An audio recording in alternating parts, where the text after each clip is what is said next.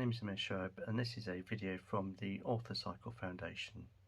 In this video we're going to be talking about emergency medical bags.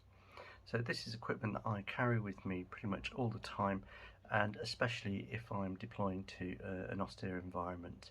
So this is not equipment for treating patients as such. This is equipment for providing buddy aid to your colleagues, or for your colleagues to provide first aid to you in the event of a medical emergency. This might be from a road traffic accident or because of a hostile attack. So this equipment list is not exhaustive. There may be equipment that you choose to take that I haven't listed. You also need to remember that you need to be able to get through airports with this kit, and so some equipment can't be carried in hand luggage.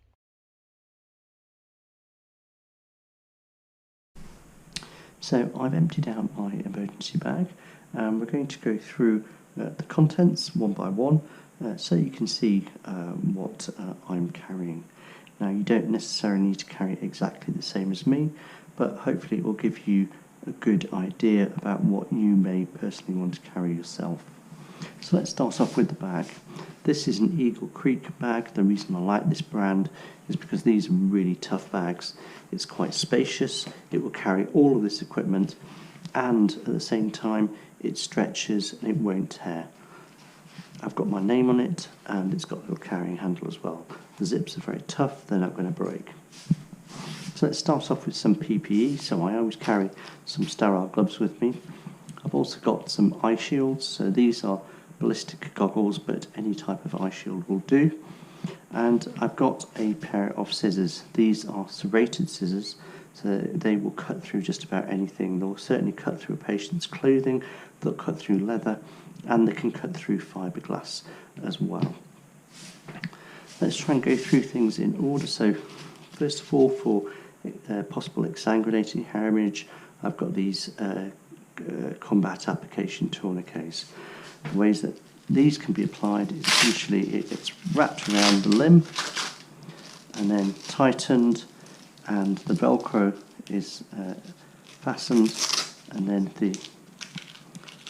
this is a windlass, and the windlass can be tightened up until the bleeding stops, and then it can be secured in this retainer, and then it can be velcroed down. It saves time on there, and the reason that it wants you to write the time is because with prolonged ischemia you can cause a limb to be non-viable. This is a current problem in Ukraine, where there have been a lot of very high level amputations because these have been applied to the thighs, and the limb has been ischemic for so long it's not viable. We need to have an indelible marker to write the time on here, but I'd also advise you, if you're going to apply one of these, that you write T on the patient's forehead as well as the time that the tourniquet has been applied, because then it'll be immediately obvious when a patient is transferred that they've got a tourniquet applied to their limb. And we'll talk in a minute about how you can minimise the tourniquet time. So I've got two of these combat tourniquets. I've also got some CELOX Z-shaped gauze, so this comes in a folding pattern so that it can be easily unfolded and packed into a wound. And this is great because it is helpful for stopping wounds from bleeding. It is effective even if the patient's on warfarin or another anticoagulant, and it's effective in the cold as well. So what you do is open the sterile packet, pack it into the wound, and then once you've packed it in as much as possible, you'd apply one of these first field dressings over the top. First field dressing is basically a big gauze pad with two enormous tails, so you can wrap it around the limb, and it will apply direct pressure on top of that. So if you're going to apply a combat tourniquet, what I'd suggest is that you apply this to stop the bleeding. You then apply CELOX gauze and your first field dressing over the site of the wound itself, and after about 15 or 20 minutes you should gently try and release your combat tourniquet, and hopefully these will have been effective in stopping the bleeding, and then you no longer have an ischemic limb which would be not viable if it's been left on for a prolonged time. let's move on. So I've got some nasopharyngeal airways, 2 different sizes.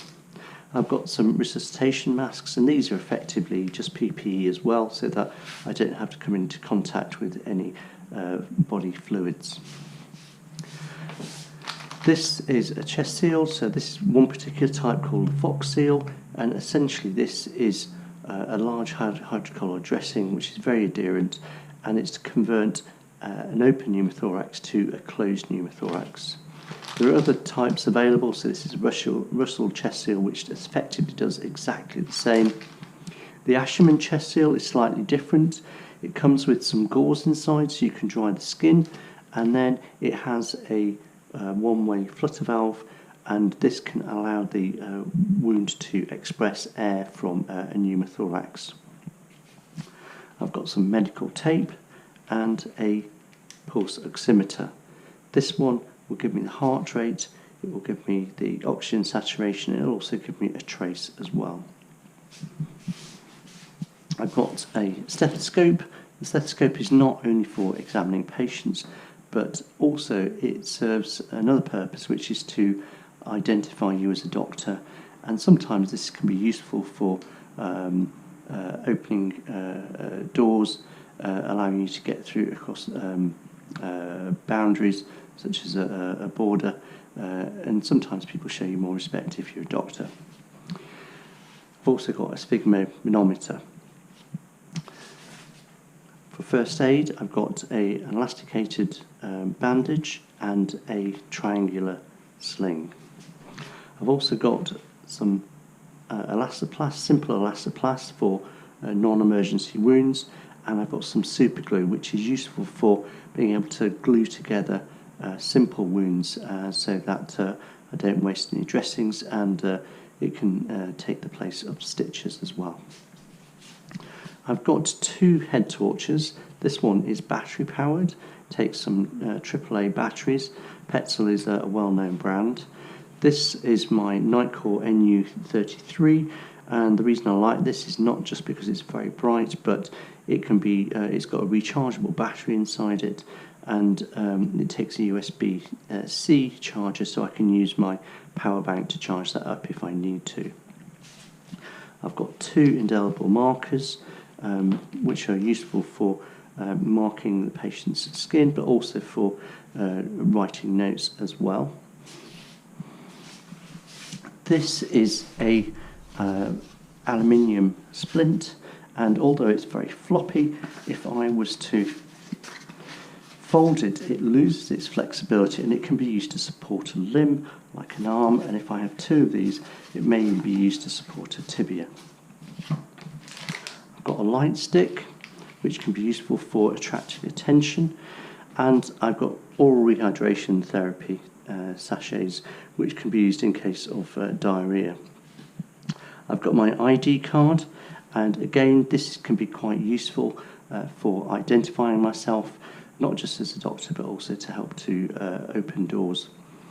And in here I've got a triage card, so it allows me to sieve patients in the event of any mass casualty event, and I can use the indelible marker to mark off how many P1s, how many P2s and how many P3s I have. So lastly, let's come to my IV box. This, of course, I carry this and my scissors separately because I can't carry those in hand luggage. You have a look inside this.